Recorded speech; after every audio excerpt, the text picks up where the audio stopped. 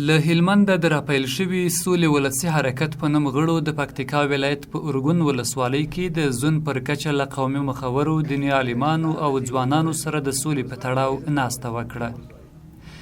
د دغه ولسي حرکت مشر اقبال خیبر د غونډې برخوالو ته په خبرو کې وویل چې افغانان باید روانه جګړه له لرې ننداره نه کړي، بلکې د ختمولو لپاره یې په خپل لاس په کار شي. هغه زیاته کړه چې له تیرو 40 کلونو راهیسې افغانان یوازې د دې په تمه دي چې روان جنګ ته به د نړۍ نور هیوادونه پای ومومي، خو هغوی نه یوازې دا چې وطن را جوړ نه کړ، بلکې په لوی لاس یې افغانان د بدمرغه جګړې په خوله کې ورکړل. څو چې دا قام نه یې سره تړل سوی، داسې به در بدره پروت وي. اما وطن هر ګړی په خطر کې دی. د دې لپاره چې موږ په ولسي ډول وژغورلی سو، یو ولسي سرتاسري تړون باید رامنځته شي. بیا ټولو مشرانو خوښه کړله، وظایف واخیستل، څوک ختیځ ته لاړه، څوک لویدیځ ته، او موږ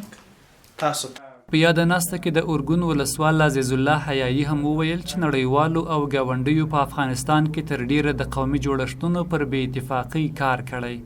او په دې کار کې بریالي شوي هم دي. هغه وویل هغه وخت چې قومي جوړښتونه قوي شي او د افغانستان ولس په یوه خوله شي، نو کولی شي چې روان جنګ ته د پای ټکی کیږدي.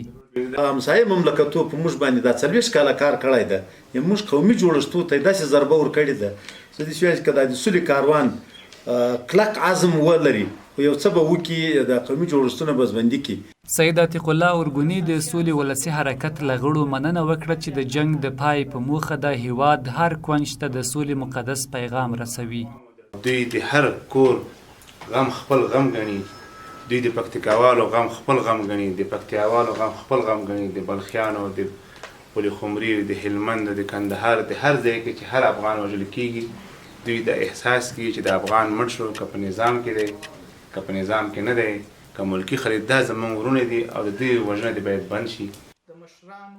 د یادونې وړ دی چې د سولې ولسي حرکت غړي 3 ورځې وړاندې سرحدي ولایت پکتیکا ته راغلي او د دې ولایت له قومونو سره یې د بېلابېلو ناستو په ترڅ کې نن ورځ د ارګون زون له خلکو سره ناسته وکړه. په پلان کې ده چې د دغه حرکت غړي چې مشري د اقبال خیبر په نوم یو هلمندی ځوان کوي،